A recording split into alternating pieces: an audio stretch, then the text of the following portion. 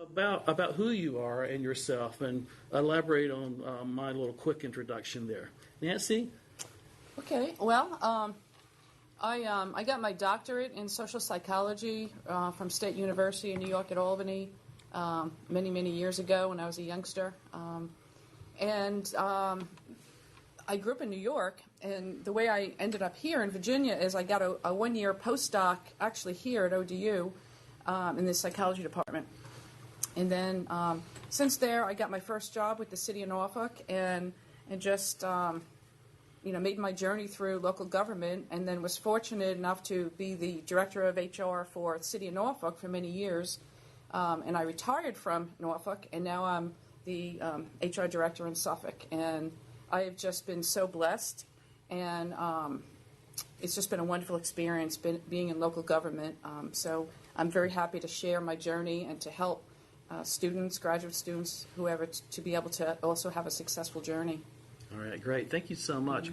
And going to the budget end of the world, Greg?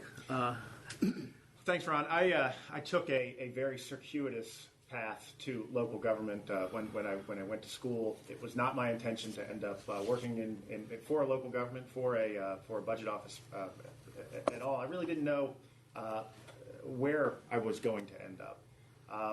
Throughout my 20s, I worked for a number of great companies. Spent most of my 20s working for a company called CMH Homes, managing manufactured and modular home sales centers, which is about as far away from local government as one could possibly get. So in the late 2000s, we of course had the financial crisis that hit, and when it came to being able to fund mortgages to purchase homes, the bottom fell out of the market. So I was having a very successful career that all of a sudden had absolutely no future, at least in the short term. So I freaked out a little bit. Went back to school and got a master's degree in accounting, of all things. And from there went to work for a public accounting and consulting firm, working with a lot of community action agencies in the Northern Virginia area. And through a series of introductions, ended up meeting some of the city leadership of the city of Norfolk. Sabrina Joy Hogg, who's now the deputy city manager for the city of Charlotte, and Marcus Jones, who's now the city manager for the city of Charlotte. Sabrina and I talked for almost a year about what it might be to come to work for the city's budget office, and eventually opportunity and aligned, and I took a job with the city's budget office. And from that point forward, I was hooked on local government. It was an environment that was totally new to me. It was exciting.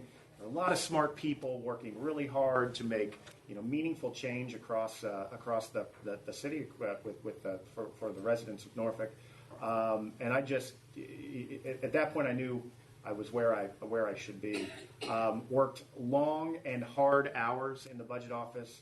And eventually was promoted 2 or 3 times until ultimately in March of 2017 I was named the Director of Budget and Strategic Planning, and have truly enjoyed every day. Congratulations.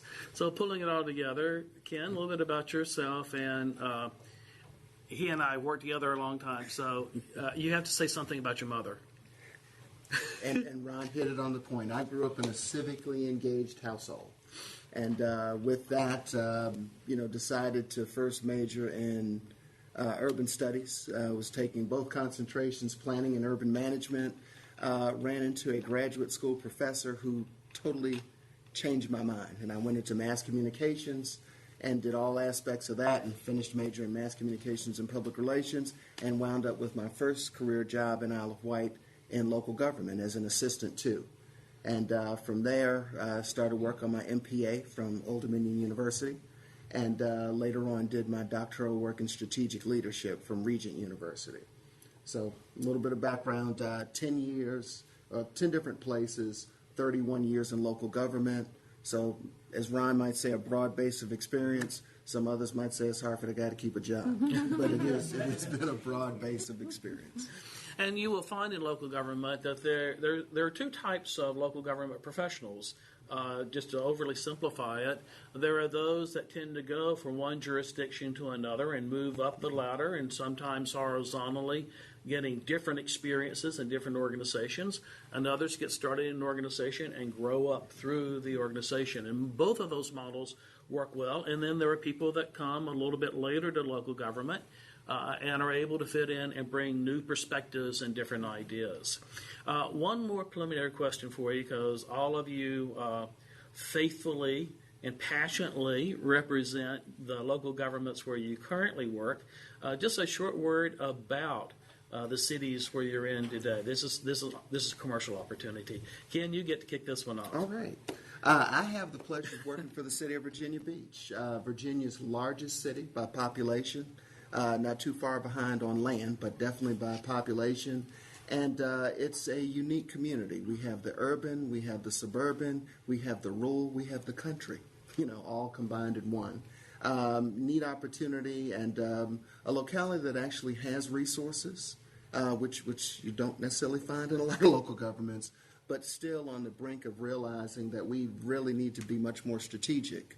And for sustainability, we won't be able to stay who we've been historically by doing nothing. We have to be much more strategic and thrifty and much more responsible as we move forward. Times are tighter, and as we're going into the future, those will be the things that will help us sustain a quality of life for our residents. Thank you. And how about the city of Norfolk? I have the honor to work for the city of Norfolk, kind of the arts, culture, and business hub of the Hampton Roads region. We're the original urban core city of the Hampton Roads region, and with that comes all of the benefits and sometimes difficulties associated with it. We are not a city of abundant resources like Virginia Beach might be, so we have to be very efficient, very innovative in how we manage and run our local government. We are a city that is experiencing a renaissance. The city of Norfolk and what we offer, kind of a denser, multimodal, walkable community, really aligns with what today's younger generation are looking for. It's very authentic.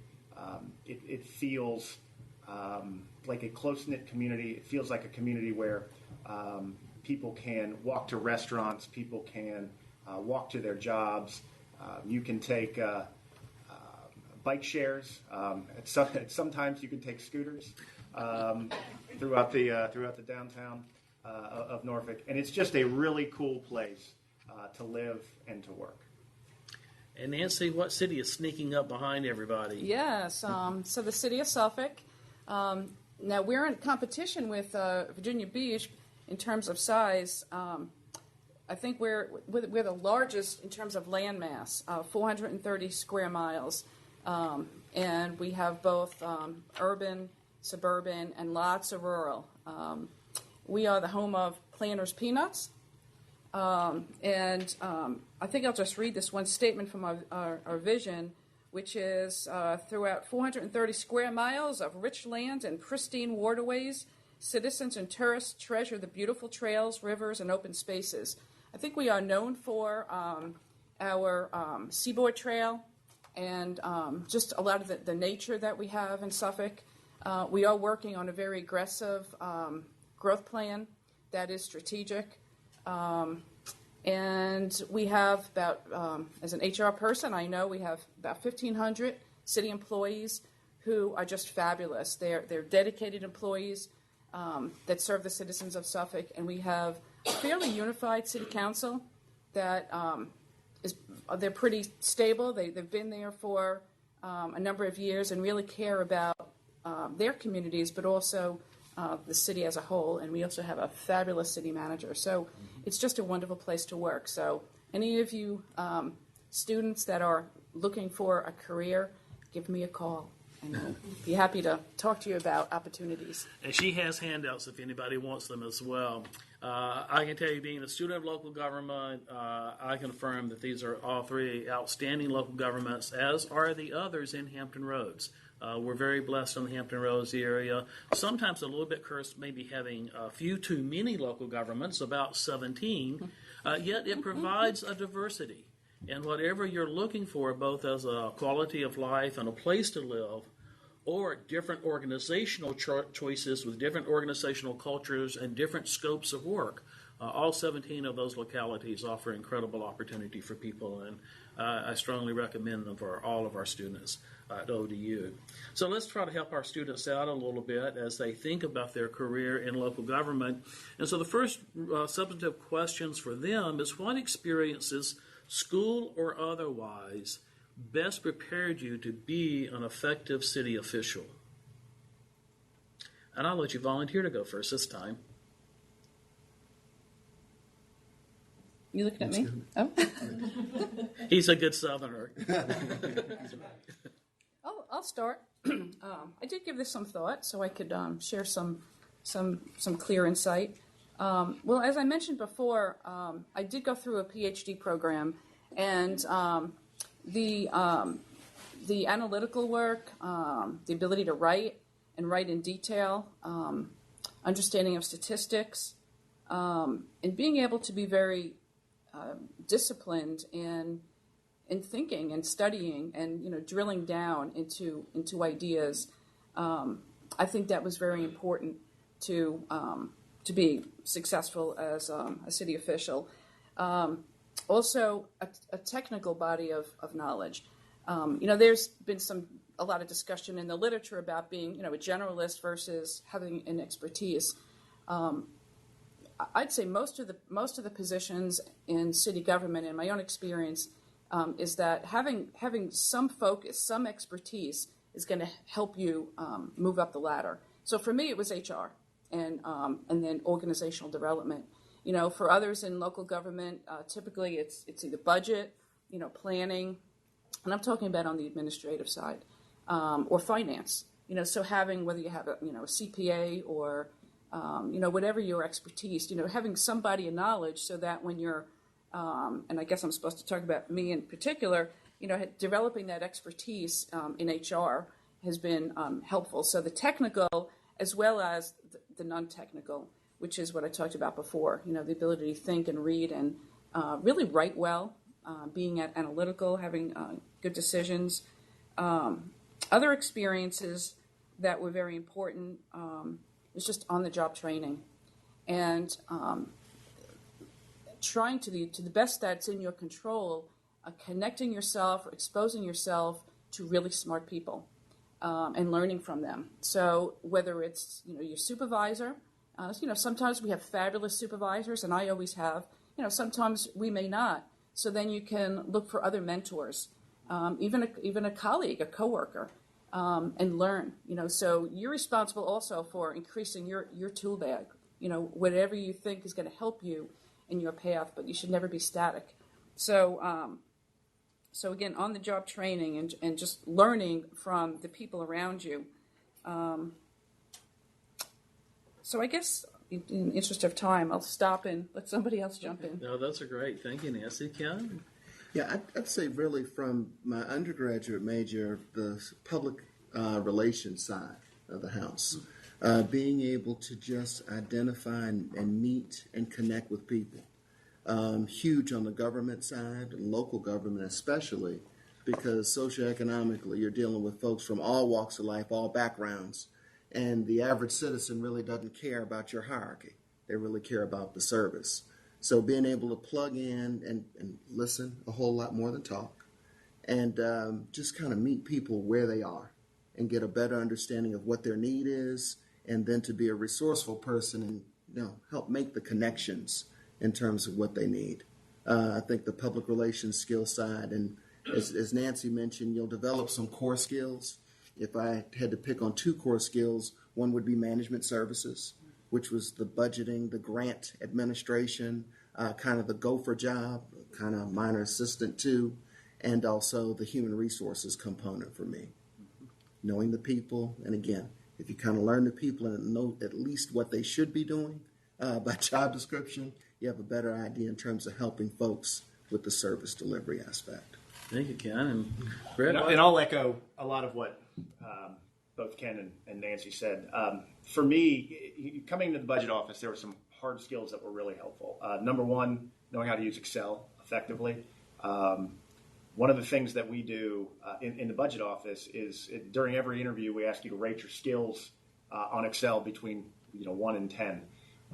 What I have found is everyone thinks they're a 10, and most people are 2s. If you like budgeting, a good background in Excel. The other thing that surprised me was how much writing you do in the budget office, and we do a tremendous amount of writing. I was lucky, in that from a young age, my dad preached being able to write a letter effectively and concisely, and made me write a lot when I was a kid, and that really, really came in handy when I got to the budget office and had to do a lot of writing. A couple of things that really benefited me along the way is when I came on board, I did have a great mentor and somebody that took a real interest in me and my career and made sure to put me in positions to be exposed to the things that would ultimately help me move forward, help me make the connections that I needed to make. And secondly, when I would hear the executives talk, I would hear them say, so-and-so, man, they really did a great job here, or they've got a bright future ahead of them. I would almost immediately go and pick up the phone and call that person and ask them if they wanted to go out to lunch and just talk about what they did. Just so I had an opportunity to kind of meet the bright people in the organization and kind of understand, what it was that people were doing that reflected so well on them. So be proactive when you get into your first role. What I found is almost everyone wants to help.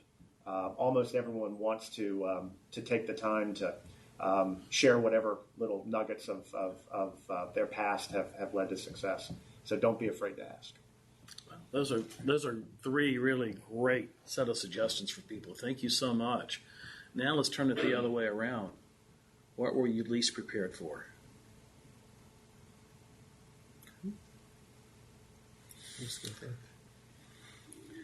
I guess I would say for me coming into local government, and again, starting, it was 22 years old, so really right out of college, coming back to your home locality and getting a chance to start as an assistant too with no prior experience.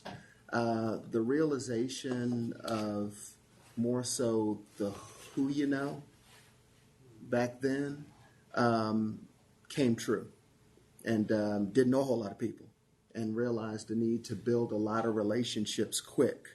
And, having a boss who, as an employer orientation on the first day at 10 o'clock in the morning, said to me, young Kenneth, you'll do the things that I could do and would do as county administrator as long as I had 2 additional sets of hands and 2 additional brains. If you can't do that, there will be less and less for you to do until there's nothing for you to do. Do you understand? And I said, yes, sir, failure is not an option. So, again, just starting from that, realizing somebody's hired you to say, okay, if you don't know, you better go find out quick and produce and be productive. And so I'd say that, was the key. Again, who you knew. You come out of college, you've just been educated, so you're thinking everybody should be educated. Not necessarily. The relationships are important. Education's important too, but the relationships help you sustain as well. Very powerful. I would say coming into local government, I really had no expectation. My dad, growing up, always had an interesting sort of perspective on government, and when I stepped into the role, I guess I suspected everyone was going to work a 8:30 to 5 day, be relatively smart folks. There'd be a lot of plotting and not a lot of really super innovative people. And when I walked into the budget office, I realized that was the exact opposite of the reality. Did have one lighthearted moment with my dad when I got my offer letter. It had my name on it, and there were 2 boxes you could check. One was essential, and the other was non-essential. And I was officially non-essential government personnel, which he got a kick out of. But I'll say the one thing that I have found in local government is that if you are competent, you can take on more responsibility faster than in the private sector, is what I have found generally. people are looking for competent, innovative people who can drive effective change.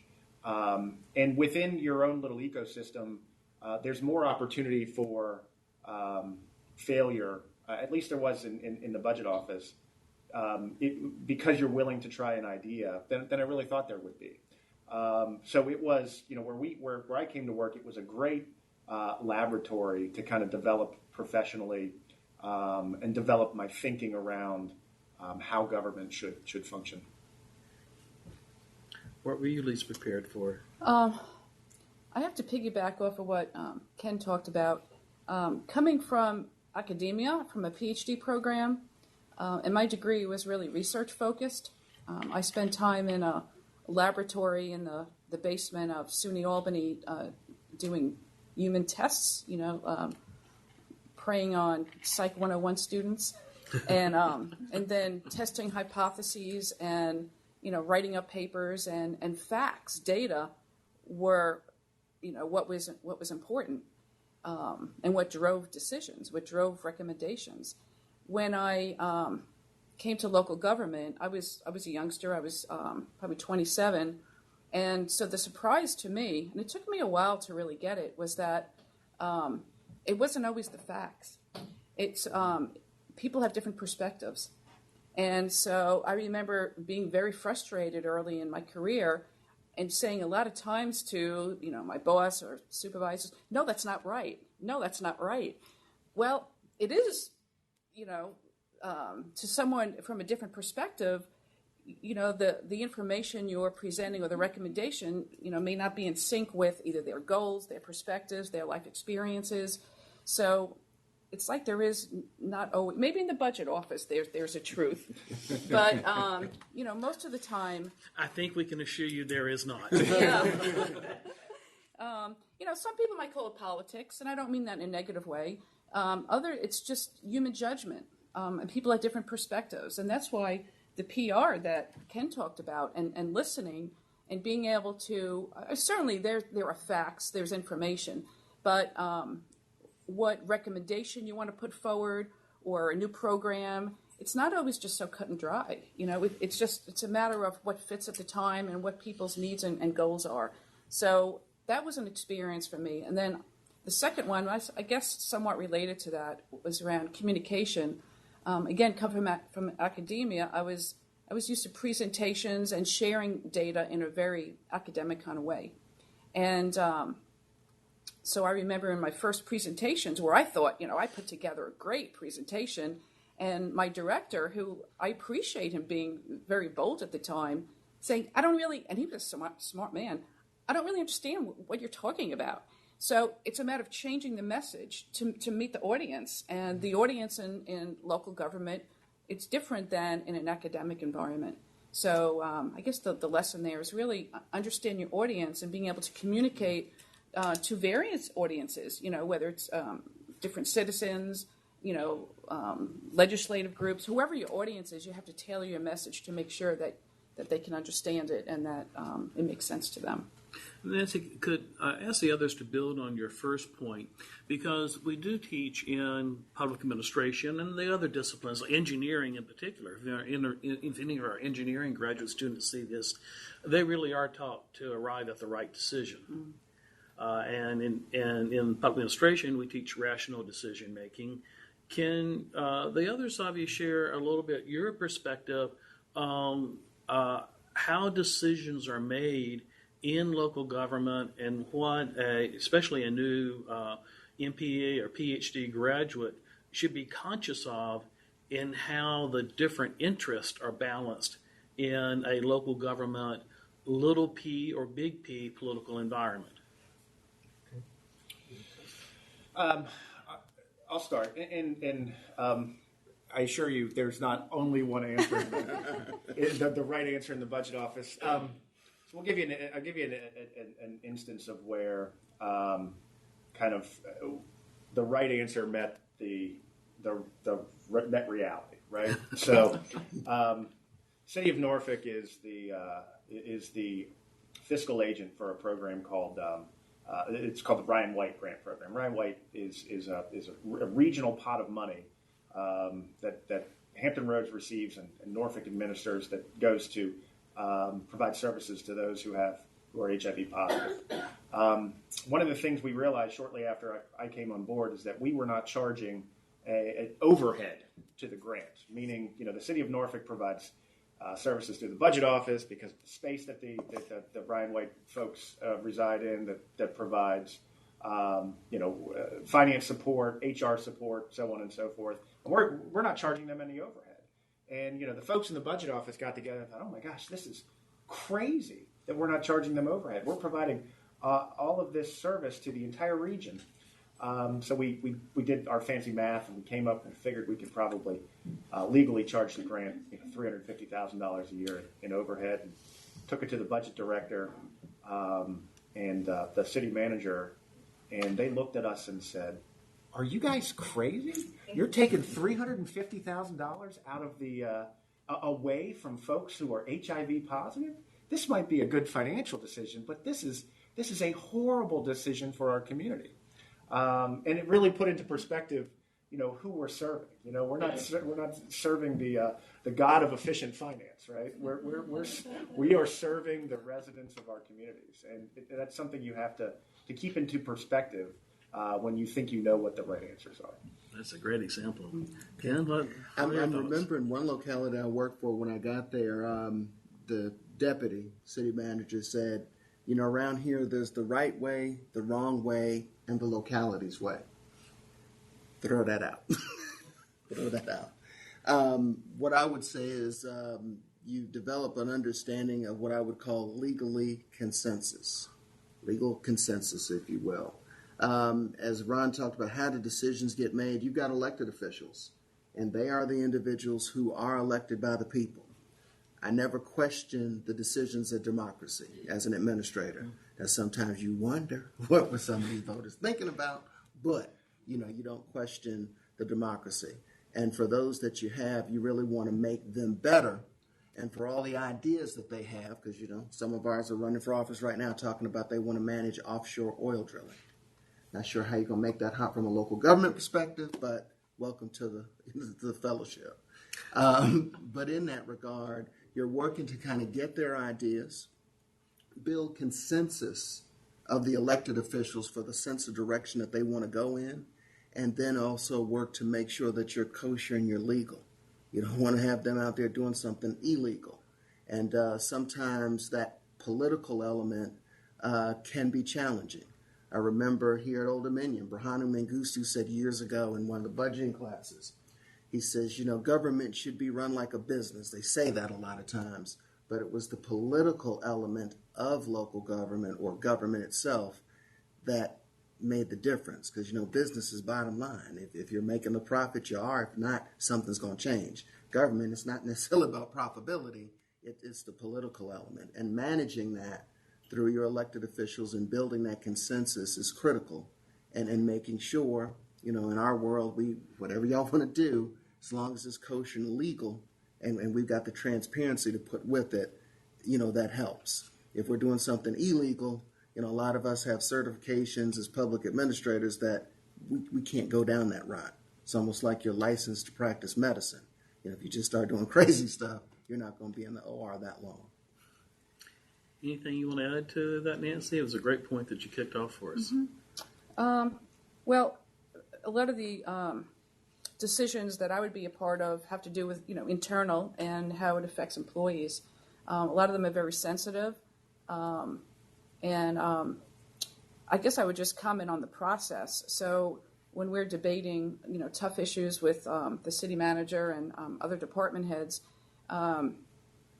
we usually end up talking about values. And, in the bottom line, what value do we want to support? There's certainly, we need to make decisions that are legal and fair and, consistent. So we don't want to treat any group of individuals different than others. But every case is different. And so one of the next question, I won't comment on it now, but characteristics, when you have good characteristics among your leaders and you take a city manager and a department head and HR director that have good characteristics that I'll comment on later, you can make better decisions because you're discussing issues from different perspectives, and the values is really something that a lot of times drives your decisions or should at least be considered. Thank you. So before we go to that last question, let me see if there are questions from the students that were here or questions from any students online. Any questions from those of you here or your colleagues in the back?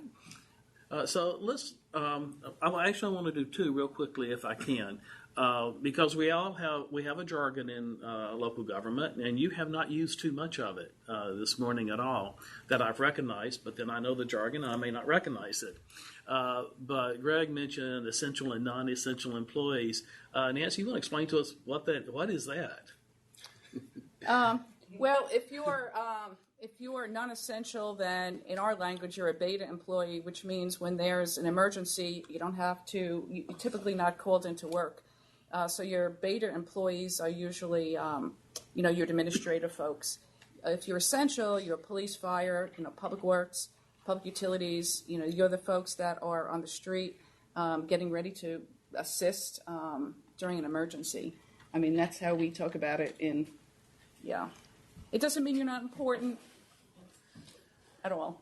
No, it doesn't mean you're not important. I worked with a police chief once, actually hired to be police chief in Arlington, and he had worked in another community as police chief and had retired and had gone to work for the federal government in the Department of Interior. So as police chief, you're always an essential employee. I mean, you're truly 24/7. He was working with the Department of Interior, this is the Washington, D.C. area, when 9/11 occurred, and he was sent home as a non-essential employee. Mm-hmm. And he never got over it, which is why I was able to hire him as police chief, because he wanted to be an essential employee again. Interestingly, though, over the summer, I interviewed 14 city managers who have been through major crises in their communities, as we have seen recently ourselves. A really devastating crisis down along the Florida coast the last few days, and continuing crisis, second hit for North Carolina. And those managers were articulating in those kind of major events, all employees are essential. And it really is all hands on deck. You won't be doing the job you normally do, but jobs have to be rethought, and people have to be repositioned, and it does require every skill that a city has in order to respond to a major crisis, and one can happen in any city any day. So for our students who are thinking about a job in local government, which I hope they are, and if they're ambivalent about it, they should take my course in local government in the spring, and I will try to suck you in even further into local government. What are the most important characteristics to be successal? All of you, I mean, we've got really high-level people here for both of these panels who have great records of success. And I'll just tell you again, thank you so much for taking time out of your day to come and do this for us. So what's your advice to the students? What are the kind of characteristics they need to reflect to really be successful? I'd say one of the most important things that I see when people come on board is you have when you look at the job description of the job that you are about to step into, there's always going to be a portion called other duties as assigned. That's most of what you do. So no 2 days are the same. So there's a certain level of flexibility that you need in order to work in local government. The other thing that I'd say is, I'm speaking for Norfolk, and I'm making the assumption that this carries into other governments, but everyone has too much work to do. So sometimes you have to be really effective at managing what's important, understanding how to prioritize, and you have to be comfortable with the fact that you're not going to get everything done that you think you should get done. And at the end of the day, that's kind of the exciting part of working in local government. I mean, I've been asked to do things from go park cars to, hey, can you redesign the pay plan for the police and fire department in the city of Norfolk? And those are, very, very different things. And if you have a choice, park the cars.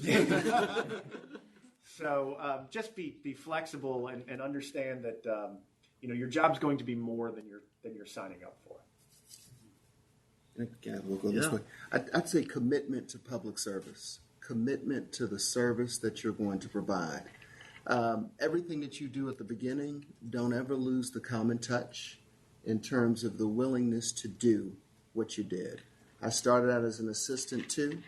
One of my major responsibilities at the time of a board meeting was to sharpen the pencils and fill up the water pitchers and put the pad of paper out.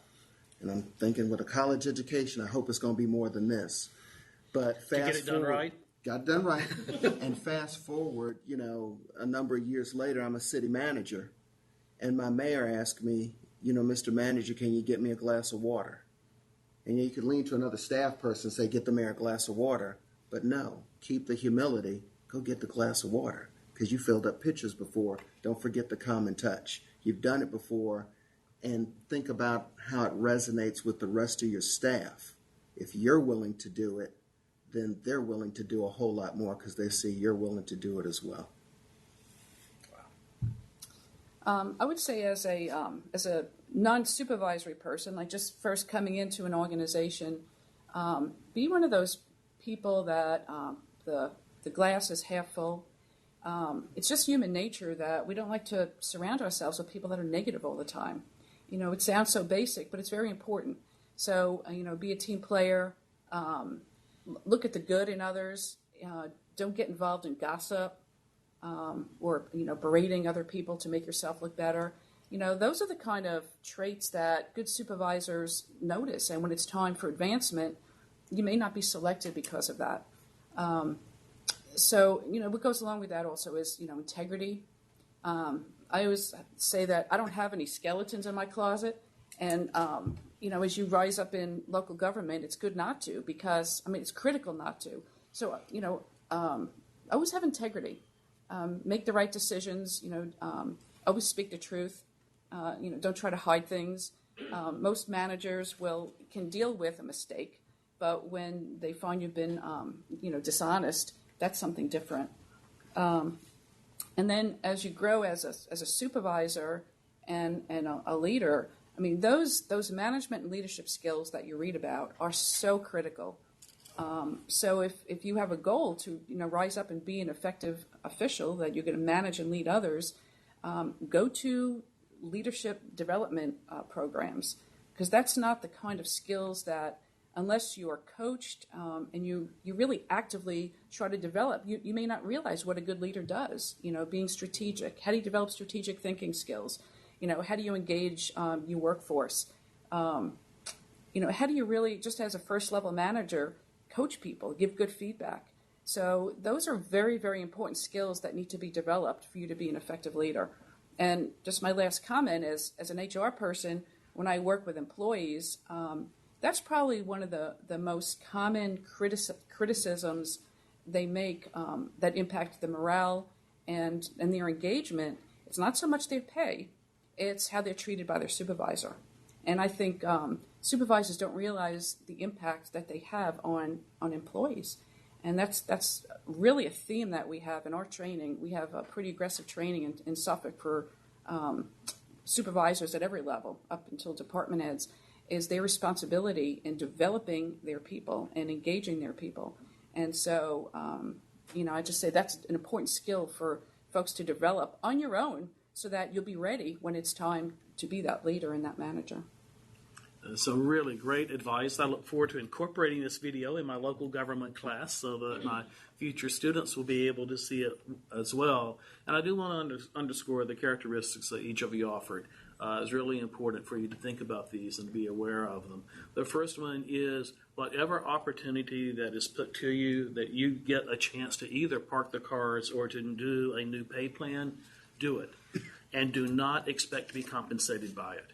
Those are opportunities where your commitment and your skills get tested, and they're a gift to you when they're presented to you.